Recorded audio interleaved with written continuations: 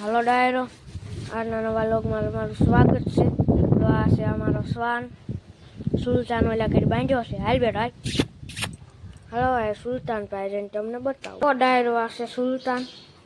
આપણે હમણાં ભોળાનાથના મંદિરે લાવી પછી તમને બતાવું. જો ડાયરો આપણે ઘોડા લઈને પહોંચી ગયા છીએ. જો આમ